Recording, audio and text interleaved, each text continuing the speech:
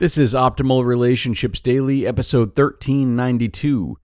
Saying I'm sorry, the one word that completely kills an apology. And the wake-up call to help you stop overcommitting, both by Dr. Allison Niebes-Davis of Dr. Allison Answers.com. Hello, everybody, and welcome back to another Sunday episode of ORD, or Optimal Relationships Daily. I'm your host and narrator, Greg Audino, here to share some of the best relationship articles with you for free. And today, I'll actually be sharing two articles from the same author. Sometimes if I find two great reads that happen to be on the shorter side, I'll read them both for you in the same episode, and that is what we've got going today. So let's hear two different posts from Dr. Allison Niebes-Davis and optimize your life. Saying I'm sorry, the one word that completely kills an apology, by Dr. Allison Niebes-Davis of drallasonanswers.com. Here's a fact about relationships. We mess up. We speak out of anger. We forget important things. We minimize people's pain. And we disappoint people we care about. We don't usually mean to mess up, but we do. And when we mess up, saying I'm sorry is usually in order. Owning up to our mistakes and apologizing is so important. And it turns out, saying I'm sorry can be a little trickier than you think. I've written about how to apologize before, and today, I'm taking it a step further, sharing the simple word that absolutely kills an apology. It's a tiny word, yet it does major damage, and it's sneaking into your apology more than you realize. No matter how good your apology is, it can be diminished in an instant with one simple word. It might seem harmless, but I promise it's bigger than you think. The word to watch out for when saying I'm sorry, but. I didn't mean to hurt your feelings, but. I'm sorry I lost my temper, but. I'm sorry I forgot, but. The word but negates what you said prior to it. It minimizes the impact of a genuine apology. The word but pushes the responsibility off of you and onto something or someone else. The minute you speak those three little letters in an apology, your apology goes downhill. Because at that moment, you're no longer accepting responsibility for your actions and the impact that they had on the other person. And that's part of what makes an apology so impactful. So, if you're not supposed to say but, how should you word an apology? Two options. Embrace the word and, or embrace a period. I'm sorry I wasn't there on time. I said I would be, and I was running late. I lost my temper. I'm sorry. I'm stressed, and I didn't mean to take it out on you. I hurt your feelings. I'm sorry. I wasn't thinking. It was insensitive of me. Do you hear the difference? By getting rid of the but and embracing the period, you acknowledge the impact of your actions without trying to minimize the impact or explain away your responsibility. Think about a recent time someone said, I'm sorry to you. Did they use the word but in their apology? If so, think about how that watered down the impact of their apology. It's only 3 letters, but it makes a huge difference. So, the next time you're saying I'm sorry, watch out for the word but. It instantly kills an apology, layering on additional hurt and disappointment.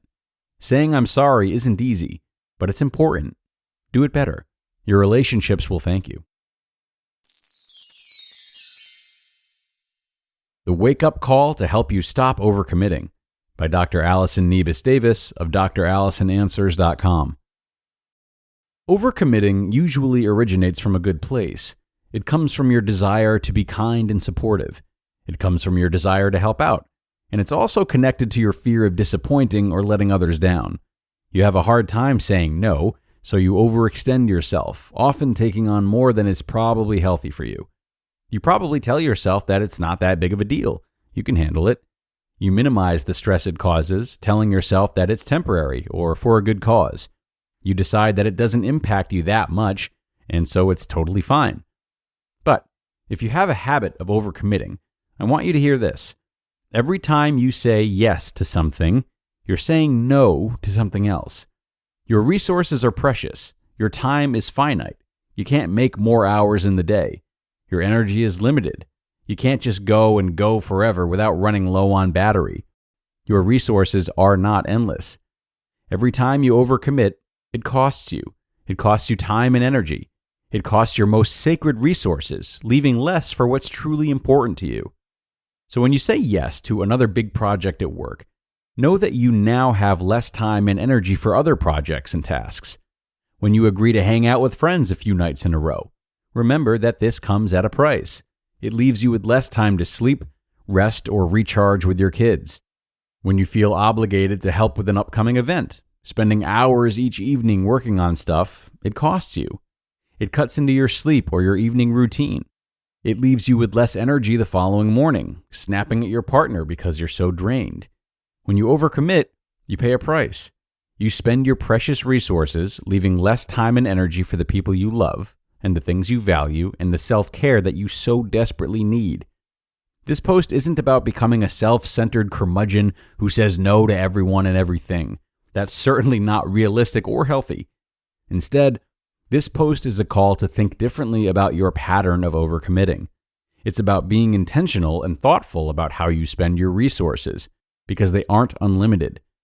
Before you say yes, think about the resources you have. Think about where you want them to go, not where you feel guilted to spend them. Be thoughtful about what's most important to you, and make sure you've got enough time and energy to devote there. Your resources are limited and precious, and they deserve to be treated as such. You just listened to the posts titled, Saying I'm Sorry, the One Word That Completely Kills an Apology, and The Wake-Up Call to Help You Stop Overcommitting, both by Dr. Allison Niebes-Davis of DrAllisonAnswers.com. And ORD listeners, we all know that learning to manage daily stress and anxious thoughts is something that everyone wants, but many of us don't know where to even begin. Well, I recommend our sponsor, Noom Mood. With Noom Mood, you'll take the journey to mental wellness one step at a time. Their guided approach teaches you the power of shifting your mindset in just a few minutes a day, and it helps you in doing it. It's really helped me to be more trusting in myself to handle adversity, and the better I get with this, the less overthinking and exhaustive planning I have to do, which frees up a lot of my time and mental space. But one size does not fit all. You can navigate the program at your own pace for your own struggles, and you'll also have the support of a coach along the way. So start to worry less and feel happier by using Noom for just 10 minutes per day. Sign up for your trial at noom.com/ORD. That's NOOM.com/ORD to start your trial today. And thanks a lot to Dr. Allison for both of these posts today. They definitely provide a lot to think about, no question about that. And I think her second article in particular gives us two different opportunities to learn about our values, which is so important. On the one hand, if you're feeling frazzled by all the commitments that you might have, consider sitting down, reflecting on your hierarchy of values, and then creating an action plan based on that, so you're sure that your behavior is as well aligned with what you really care about as possible.